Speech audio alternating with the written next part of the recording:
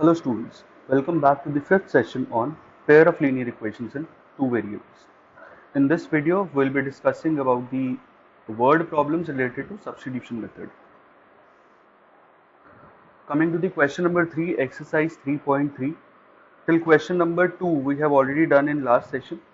So we'll be doing question number 3. Form the pair of linear equation for the following problems and find their solutions by substitution method. तो हमें ये जो questions दे रखे हैं इसके according पहले linear equations form करनी है और उसके बाद इनके सॉल्यूशंस फाइंड करने हैं using substitution method. So first part is the difference between two numbers is 26 and one number is 3 times the other, find them. अब दो नंबर्स के बारे में बात हो रही है. So let two numbers be x and y. और इसमें हमने एक और चीज मान ली कि x जो है वो बड़ा है y से. ये एक नंबर को बड़ा मानना था, किसी को भी बड़ा मान लिया. यहाँ के बने the difference between two numbers is 26. So that means बड़े वाले में से अगर हम छोटा वाला सब्ट्रैक्ट करें x minus y will be equal to 26. This is the first equation. ये दोनों नंबर्स का डिफरेंस हमें 26 दे रखा है. सेकेंड कंडीशन है one number is 3 times the other. अब इसको समझने की जरूरत है. अगर हमें यहाँ पे ये दे रखा है कि एक नंबर जो है वो दूसरे वाले का 3 टाइम्स है. अगर एक नंबर दूसरे वाले का 3 टाइम्स है, ऑब्वियस सी बात है कि जब हम छोटे वाले का 3 टाइम्स करेंगे तभी वो बड़े वाले के बराबर होगा. अगर हम बड़े वाले का 3 टाइम्स कर दें, बड़े वाले को अगर हम 3 से मल्टीप्लाई कर दें, वो तो और बड़ा हो जाएगा, वो छोटे वाले के बराबर तो नहीं होगा. तो अगर यहाँ पे गिवन है कि one number is 3 times the other, तो इसका मतलब जो बड़ा वाला नंबर है that is 3 times the other number, मतलब 3 टाइम्स दी छोटा वाला number. So x will be equal to 3y. This is the second equation. छोटे वाले नंबर का 3 टाइम्स करेंगे, बड़े वाले का नहीं करेंगे, क्योंकि छोटे वाले को जब हम 3 टाइम्स करेंगे तो वो बड़े वाले के बराबर हो सकता है. अगर बड़े वाले का 3 टाइम्स करेंगे तो वो और बड़ा हो जाएगा, वो छोटे वाले के बराबर नहीं आएगा. अब इन दोनों इक्वेशंस को सॉल्व करना है यूजिंग सब्स्टिट्यूशन मेथड. तो किसी भी तरीके से कर सकते हैं, चाहे तो फर्स्ट इक्वेशन से निकाल लो एक वेरिएबल की वैल्यू, या सेकंड इक्वेशन से निकाल लो. यहाँ पे सेकंड इक्वेशन से ऑलरेडी हमें x की value in terms of y पता है. तो यहाँ पे हम डायरेक्टली करेंगे substituting value of x from equation number 2 in equation number 1. तो सेकंड वाली इक्वेशन से x की वैल्यू जो निकालेंगे यहाँ पे, उसको हम फर्स्ट वाली इक्वेशन में पुट कर रहे हैं. What you will gate is 3y minus y is equal to 26. So you will get 2y is equal to 26. So y will be equal to 13. अगर 2y की वैल्यू 26 है तो y will be equal to 13. अब y की value 13 आ गई तो x will be equal to 3y, मतलब 3 into 13. So x will be equal to 39. Therefore, two numbers are 39 and 13. ये हमारा आंसर हो जाएगा. हमने नंबर्स x और y माने थे तो हमारे आंसर्स आ रहे हैं 39 and 13. Coming to the second part, the larger of the two supplementary angles exceeds the smaller by 18 degree. अब यहाँ पे गिवन है कि दो सप्लीमेंट्री एंगल्स हैं. तो यहाँ पर भी हमने एज्यूम कर लिया लेट टू सप्लीमेंट्री एंगल्स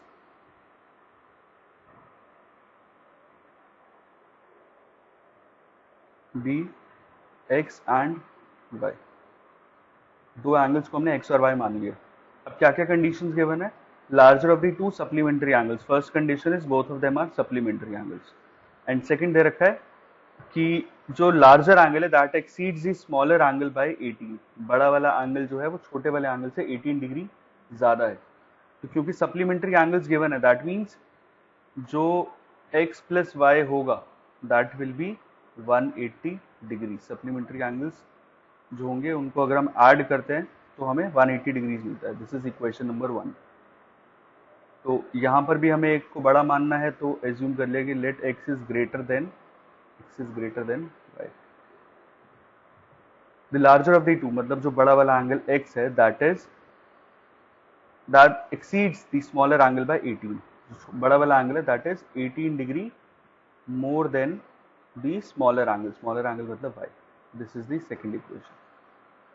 अब यहाँ पर भी सेकंड इक्वेशन में ऑलरेडी x की वैल्यू पता है इन टर्म्स ऑफ y, तो ये x की वैल्यू सेकंड इक्वेशन से फर्स्ट इक्वेशन में सब्सटीट्यूट करेंगे. सब्सटीट्यूट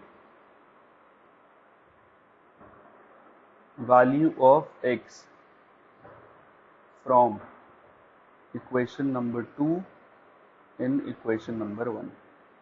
सेकेंड इक्वेशन से फर्स्ट इक्वेशन में सब्सटीट्यूट कर रहे हैं.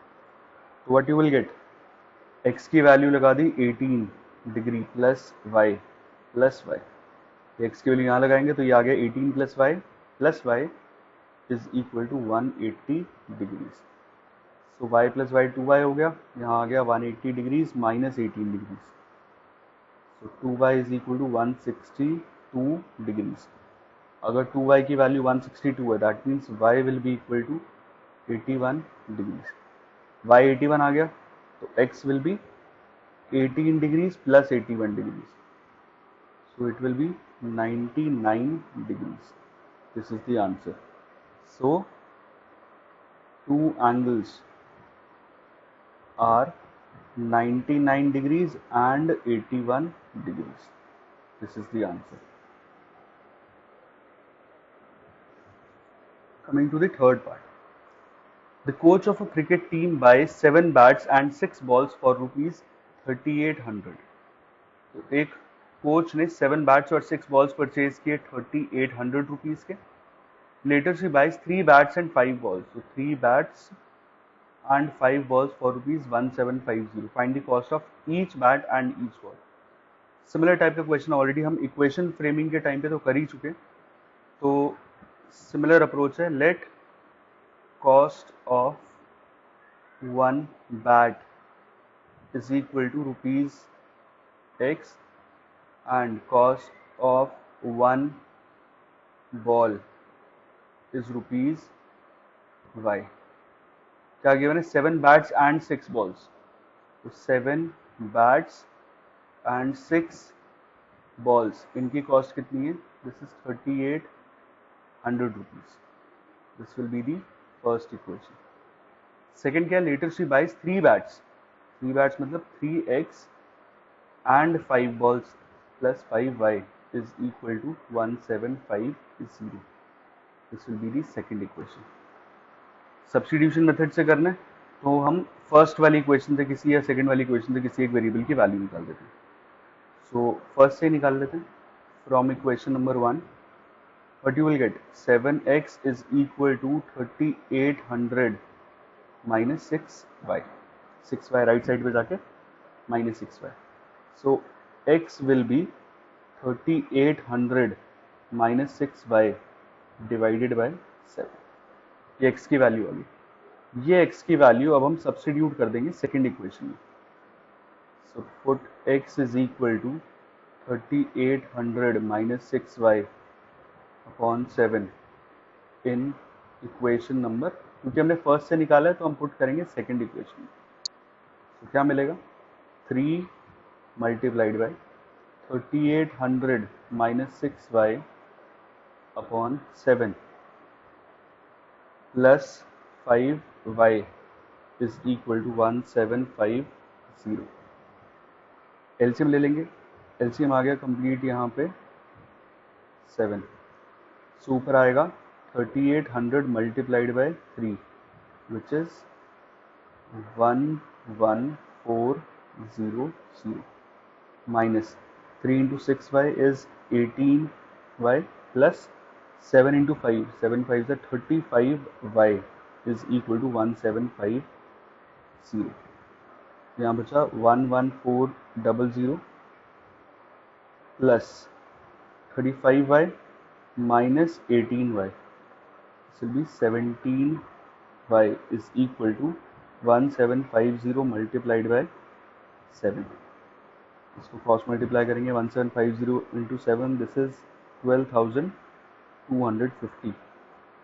So 17y will be 12,250 minus 11400 which is 850 rupees. So y कितना आ गया, 850 divided by 17, you will get it is rupees 50. So y तो आगे 50 रुपीज़, अब हमें x भी निकालना है। सो y की वैल्यू पुट कर दो। x कितना था? 3800 माइनस 6y, ये जो इक्वेशन हमने बनाई थी, यहाँ पे y की वैल्यू हमने पुट कर दी। 3800 minus 6y upon 7, so it will be 3800 minus 300 divided by 7, so it is 3500 by 7, which is rupees 500. Therefore cost of one bat is equal to rupees 500 and cost of one ball is rupees 50. y की value 50 थी और x की value 500 rupees. Coming to the fourth part, the taxi charges in a city consist of fixed charge together with the charges for the distance covered. तो fixed charge तो देना ही देना है, जो कि एज्यूम कर लेते हैं जैसे टैक्सी बुकिंग के चार्जेस हैं, और उसके बाद जितना भी डिस्टेंस ट्रैवल किया होगा उसके अकॉर्डिंग पर किलोमीटर एक्स्ट्रा चार्ज ऐड होता चला जाएगा। For a distance of 10 km, the charges paid is rupees 105. So if a customer travels a distance of 10 km, he has to pay rupees 105. And for a journey of 15 km, if he travels 15 km, then he has to pay rupees 155. What are the fixed charges and the charges per kilometer? Fixed charges क्या है हमें वो बताने, और जो charge पर kilometre लगेगा वो बताना। और इसके अलावा एक और चीज पूछिए, how much does a person have to pay for travelling a distance of 25 kilometres. So let fixed charges is equal to rupees x and charge पर किलोमीटर। फिक्स चार्जेस तो बुकिंग चार्जेस हो गए, उसके बाद जितना डिस्टेंस ट्रैवल होगा वो पर किलोमीटर के हिसाब से उतना एक्स्ट्रा ऐड होता चला जाएगा। सो पर किलोमीटर के चार्जेस हमने y रुपीज एज्यूम कर लिए। तो first condition is for a distance of 10 kilometre. So for 10 kilometres equation कैसे बनेगी, जो बुकिंग चार्जेस है वो तो देनी ही है, दैट मीन्स एक्स रुपीज तो पे करने ही करने, वो तो बुकिंग चार्जेस हो गए, और 10 किलोमीटर है तो अगर पर किलोमीटर के चार्जेस y रुपीज हैं तो that means for 10 kilometre he will have to pay rupees 10y, x rupees pay करने ही है, 10 किलोमीटर के हो गए 10y, so it will be equal to total 105 rupees. ये फर्स्ट इक्वेशन, फॉर 10 किलोमीटर ही has to pay rupees 105, and for 15 kilometers x rupees तो booking charges देने ही है, 15 किलोमीटर के charges will be 15y is equal to 155। This will be the first equation और ये second equation, ये equation आ गई। अब हमें यहाँ से पहले x और y की वैल्यू निकालनी है। पहले सब्स्टिट्यूशन करने के लिए x की वैल्यू निकाल लेते हैं। फ्रॉम इक्वेशन नंबर 1 x की वैल्यू कितनी आएगी, x will be 105 minus 10y, x की वैल्यू हमने फर्स्ट इक्वेशन से निकाली। Now substitute x is equal to 105 minus 10y in second equation. जो ये हमने x की वैल्यू निकाली है फर्स्ट से, वो हम सेकेंड इक्वेशन में सब्स्टिट्यूट कर रहे हैं। तो what you will gate is x की वैल्यू यहाँ रिप्लेस करी, यहाँ आएगा 105 minus 10y plus 15y is equal to 155. So 105 plus 5y is 155. So 5y will be 105 right side पे जाएगा तो माइनस का हो जाएगा, 155 minus 105 this will B 50. So y will be equal to 10. y आ गया 10. y क्या था, y था चार्ज पर किलोमीटर, चार्ज पर किलोमीटर इज 10 रुपीज। अब x की वैल्यू निकालते हैं। So put x is equal, y is equal to 10 in first equation या सेकंड, कहीं भी लगा दो, इसमें भी लगा सकते हो, कहीं भी चलेगा। सो y is 10 तो यहाँ लगाया हमने, तो you will get x plus 10y is 105. So x will be 105 minus 100. So x will be equal to 5. Therefore x क्या था, fix charge, therefore fixed charge is equal to rupees 5 and charge per kilometer is rupees 10, ये निकालना था। अच्छा, इसके अलावा एक और चीज पूछी थी इसमें, how much does a person have to pay for travelling a distance of 25 kilometre. अगर किसी ने 25 किलोमीटर ट्रैवल किया तो वो फेयर भी निकालना है, एक्स और वाई निकाल के छोड़ना नहीं। सो फेयर फॉर 25 किलोमीटर्स, अब ये कैसे कैलकुलेट होगा, फिक्स चार्जेस एक्स रुपीज तो देने ही देने, उसको तो कंपल्शन है ही, देंगे, प्लस अब फॉर 25 किलोमीटर जो वेरिएबल चार्ज होगा वो डिस्टेंस के हिसाब say that will B 25 Y, जैसे 10 किलोमीटर का x प्लस 10 वाई था, 15 का x प्लस 15 वाई था, तो 25 किलोमीटर का आएगा x प्लस 25 वाई। अब यहाँ पे x और y लगा दो, x is 5 and y is 10, so total will be 250 and 5 rupees 255. So this will be the charges for first 25 kilometers. Next question. A fraction becomes 9 upon 11 if 2 is added to both the numerator and the denominator. If 3 is added to both the numerator and denominator, it becomes 5 by 6. Find the fraction. यहाँ पर भी ध्यान रखना कि हमें fraction निकालना। सो assume कर लिया, let numerator is equal to x and denominator is y। Numerator x मान लिया, डिनोमिनेटर y मान लिया, सो दैट मीन्स फ्रैक्शन कितना होगा, fraction will be x upon y। So अब पहली कंडीशन क्या दे रखी है, if 2 is added to both the numerator and the denominator, अगर दोनों में 2 ऐड कर दिया, मतलब अगर न्यूमरेटर में भी 2 ऐड कर दिया और डिनोमिनेटर में भी 2 ऐड कर दिया, तो फ्रैक्शन बिकम्स 9 अपॉन 11। ये आ गई फर्स्ट इक्वेशन। सेकंड क्या है, if 3 is added to both the numerator and denominator, अगर हम दोनों तरफ पे 3 ऐड करें, सबसे पहले इसको सिंप्लीफाई कर लेते हैं और फिर इसको लेबल करते हैं, इसको अभी फर्स्ट इक्वेशन रहने दो, इसको पहले सिंप्लीफाई करते हैं। 11x क्रॉस मल्टीप्लाई किया plus 22 is equal to 9y plus 18. So what you will get is 11x minus 9y is equal to minus 4. x की वैल्यू भी निकाल ही लेते हैं क्योंकि सब्स्टिट्यूट तो करना ही पड़ेगा। So what you will get is 11x is equal to 9y minus 4. So x will be 9y minus 4 upon 11. इसको फर्स्ट मानो कि x की वैल्यू हमने यहाँ से निकाल ली और यही हम सब्स्टिट्यूट कर देंगे second equation.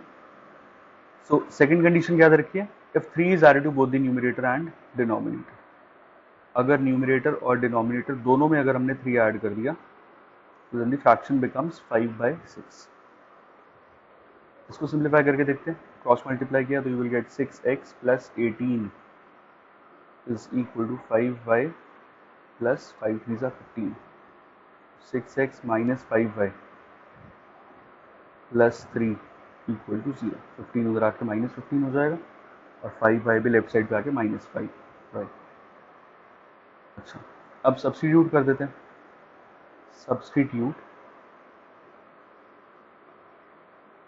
Value of x from equation number 1, this is equation number 2, in equation number 2। x की वैल्यू फर्स्ट इक्वेशन से सेकंड इक्वेशन में सब्स्टिट्यूट कर रहे हैं, तो मिलेगा यहाँ पे 6x, x मतलब 9y माइनस 4 अपॉन 11, ये x की वैल्यू हमने यहाँ रिप्लेस कर दी। आगे 6x minus 5y plus 3 equal to 0। LCM लिया 11, 6 9 जा 54y माइनस 6 4 जा 24 minus 55y and plus 33 equal to 0। 11 तो क्रॉस मल्टीप्लाई हो गया, 54y माइनस 55y ये हो गया माइनस का y, and 33 minus 24 this is plus 9 equal to 0, so y will be equal to 9. y की वैल्यू 9 आ गई. अब x निकालना है तो x will be 9y minus 4 upon 11. So this will be 9 9s are 81. 81 minus 4 is 77 upon 11 which is 7. यहाँ पर भी x और y निकाल के छोड़ना नहीं है. हमें क्वेश्चन में बोला है फाइंड दी फ्रैक्शन. तो फ्रैक्शन क्या हो जाएगा? फ्रैक्शन जो था that was x upon y. So fraction will be x which is 7 upon y which is 9. So fraction will be 7 upon 9. This is the answer. Coming to the last part. 5 years ago, the age of Jacob will be 3 times that of his son. 5 years ago, Jacob's age was 7 times that of his son. What are their present ages? दो लोग हैं यहाँ पे, एक जाकब है और उसका एक सन है. इनके एजेस का 5 years ago और 5 years later के बारे में कुछ बात की हुई है. बनाते हैं question. So let Jacob's present age is x years and son's present age is y years. एक की एज को हमने x years मान लिया, एक की एज को हमने y years मान लिया. नेक्स्ट क्या कंडीशन है? 5 years हेंस 5 साल के बाद. सो 5 years हेंस 5 साल के बाद क्या होगा? 5 years हेंस जो जाकब है will be x plus 5 years and son's age will be y plus 5 years. So the age of Jacob will be 3 times that of his son. So age of Jacob will be 3 times that of his son. Jacob की as अपने सन की as की 3 times होगी. Simplify करते हैं. सो x plus 5 is equal to 3y plus 15. So x की value आएगी यहाँ से 3y plus 5 उधर आके -5. 15 minus 5 will be 10. So x will be 3y plus 10. ये हमारी फर्स्ट इक्वेशन आ गई. क्योंकि सब्स्टिट्यूट करना तो x की वैल्यू चाहिए थी, वो हम डायरेक्टली अब रिप्लेस कर देंगे. सेकेंड कंडीशन दे रखी है यहाँ पे 5 years ago. हेंस का मतलब 5 साल के बाद था. 5 years ago मतलब 5 साल पहले. सो 5 years ago क्या कंडीशन होगी? 5 साल पहले Jacob's age will be x minus 5 years and जो सन है that will be y minus 5 years. So Jacob age was 7 times that of his son. तो जाकब की जो एज है x minus 5 that was 7 times the age of the sun, y minus 5. X minus 5 is equal to 7y minus 35. So x will be 7y minus 30. X will be 7y minus 5 उधर आगे plus 5 होगा तो minus 30. अब ये second equation में लगा दो. Put x is equal to 3y plus 10 from equation number 1 in equation number 2. क्या मिलेगा? So you will get 3y plus 10 is equal to 7y minus 30. So यहाँ से आया 3y minus 7y will be minus 30 minus 10. So क्या मिलेगा इधर से? 3y minus 7y is minus 4y is minus 40. So you will get y is equal to 10 years. y 10 आ गया, y की value 10 कहीं लगा दो. So put y is equal to 10 in equation number 1. So you will get x is equal to 3y plus 10. 3 into 10 is 30 plus 10 40 years. क्या क्या निकालना है हमें? इनकी प्रेजेंट एजेस निकालनी. Therefore Jacob's present age is equal to 40 years and son's present age